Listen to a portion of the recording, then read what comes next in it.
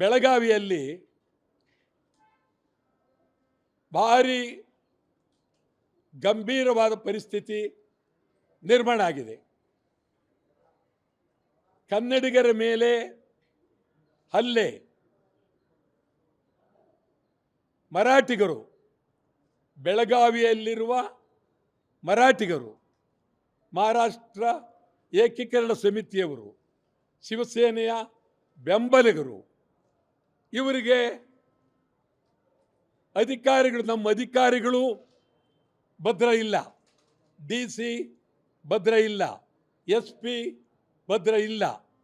ಎಲ್ಲರಿಗಿಂತ ಹೆಚ್ಚಾಗಿ ನಮ್ಮ ರಾಜಕೀಯ ಕಾಂಗ್ರೆಸ್ನವರು ಮರಾಠಿ ಏಜೆಂಟ್ರಾಗಿದ್ದಾರೆ. BJPಯವರಂತೂ ಸಂಪೂರ್ಣ ಮರಾಠಿಗಳ ಪರ ಇದ್ದಾರೆ. ಇದು ಕನ್ನಡ ಪರ ಸಂಘಟನೆಗಳು ಇರದೇ ಇದ್ದರೆ ಭಾಳ ಕಷ್ಟ ಆಗುತ್ತೆ. ನಾನು ಹೇಳ್ತೇನೆ, ಗಂಭೀರವಾಗಿ ಬೆಳಗಾವಿ ಕನ್ನಡದ ಗಂಡು ಮೆಟ್ಟದ ನೆಲ. ಕರ್ನಾಟಕ ಸರ್ಕಾರ ಮರಾಠಿಯಲ್ಲೂ ಉತ್ತರ ಕೊಡ್ತೀವಿ ಅಂತ ಹೇಳಿದ್ದೀರಿ. ಯಾವ ಕಾರಣಕ್ಕೆ ಕೊಡೋದು? ಕನ್ನಡದಲ್ಲೇ ಉತ್ತರ ಕೊಡಬೇಕು.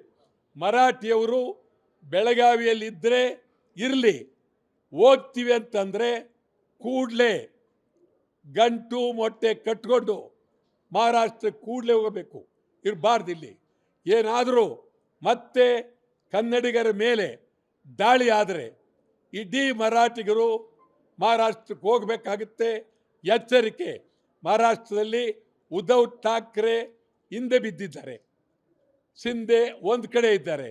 ಇವರು ರಾಜಕೀಯಕ್ಕಾಗಿ ಮೊದಲಿಂದಲೂ ಬೆಳಗಾವಿಯನ್ನು ರಾಜಕೀಯಕ್ಕಾಗಿ ಉಪಯೋಗಿಸ್ಕೊಳ್ತಾ ಇದ್ದಾರೆ.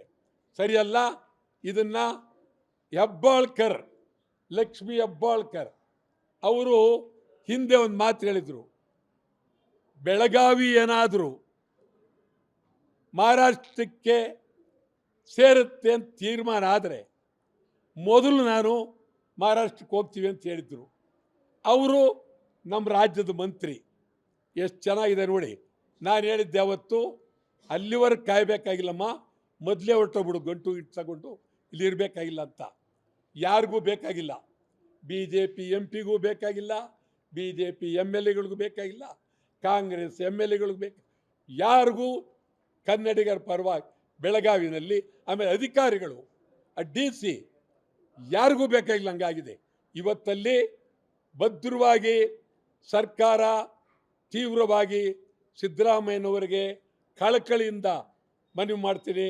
ಮುಖ್ಯಮಂತ್ರಿ ಆಗಿದ್ದೀರಿ, ತಾವು ವಿಶೇಷವಾಗಿ ಬೆಳಗಾವಿಯ ಬಗ್ಗೆ ತೀವ್ರವಾದ ಗಮನವನ್ನು ಕೊಡಬೇಕು ಅಂತ ಎಚ್ಚರಿಕೆ ಕೊಡ್ತೀನಿ. ಅಲ್ಲಿ ಏನಾದರೂ ಗಲಾಟೆ ಮುಂದುವರೆದರೆ ನಾವು ಮರಾಠಿಗರು ಬಿಟ್ಟು ಹೋಗಬೇಕು, ಮರಾಠಿಗರು ತೊಲಗಿ ಅಂತೇಳಿ ಭಾರಿ ಚಳವಳಿಯನ್ನು ಮಾಡಬೇಕಾಗುತ್ತೆ. ಎಚ್ಚರಿಕೆ.